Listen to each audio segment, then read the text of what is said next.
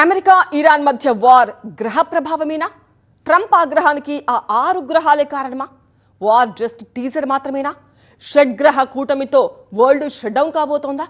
Science సరే, షడ్గ్రహ కూటమిపై శాస్త్రం ఏమంటోంది? ఓవైపు ఆకాశంలో 6 గ్రహాల కూటమి, ఇంచుమించు అదే టైంలో ఇరాన్ అమెరికా మధ్య బాంబుల మోత. నడుస్తోన్న యుద్ధం కలియుగాంతానికి సంకేతమా? ఆకాశంలో ఒకే రేఖపై 6 గ్రహాలు, శుక్రుడు, బుధుడు, గురుడు, శని, యురేనస్, నెప్ట్యూన్ కూటమిగా జతకట్టాయి. 6 గ్రహాలు ఒక్క లైన్ పై కనిపించే ఈ అరుదైన దృశ్యం ఈ నెల 8 వరకు కనువిందు చేస్తుంది. బుధుడు, శుక్రుడు, శని, గురు గ్రహాలను మామూలుగా చూడొచ్చు.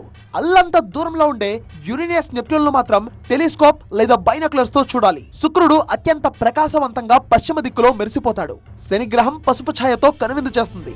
గురుడు ఆకాశంలో ఎత్తుగా ప్రకాశిస్తాడు. మెర్క్యూరీ అంటే బుధుడు మాత్రం హొరైజన్ కు దగ్గరగా కనిపిస్తుంది. యురేనస్ లేత నీలం ఆకుపచ్చటంలో కనిపిస్తుంది. నెప్ట్యూన్ ఆకాశంలో చిన్న నీలి బిందువులా తళుక్కుమంటుంది. సైన్స్ సరే, షష్టగ్రహ కూటమిపై శాస్త్రం ఏమంటోంది? యుద్ధాలతో ప్రపంచం షట్ డౌన్ కాబోతుందా? ఇరాన్ అమెరికా మధ్య రగిలిన యుద్ధమే అందుకు సంకేతమా? అమెరికా దూకుడుకు దేశ అరిష్ట యోగాలకు లింక్ ఉందన్నారు ప్రముఖ పండితులు మల్లాది చంద్రశేఖర్ శర్మ. ఈ గ్రహ కూటముల వల్ల మనుష్యుల కంటే కూడాను దేశాల మధ్య అరిష్టానికి ఆస్కారం ఉంటుంది. దీన్ని దేశారిష్ట యోగాలు అని చెప్తూ ఉంటాం మేము. అమెరికా అధ్యక్షుడు ట్రంప్ గారి జాతకం సింహలగ్నం. వారి సింహలగ్నం కాబట్టి సప్తమంలోనే ఈ షష్టగ్రహ కూటమి ప్రస్తుతం ఉన్నది కుంభరాశిలో. కాబట్టి వీరి యొక్క ప్రతీకార చర్య వల్ల యుద్ధ భీతికి ఆస్కారం ఉంటుంది. ఇది మనుష్యుల కంటే కూడాను దేశాల మీదే ఎక్కువ ప్రభావం చూపుతూ ఉంటుంది. ట్రంప్ జాతకం మామూలుగా లేదుగా.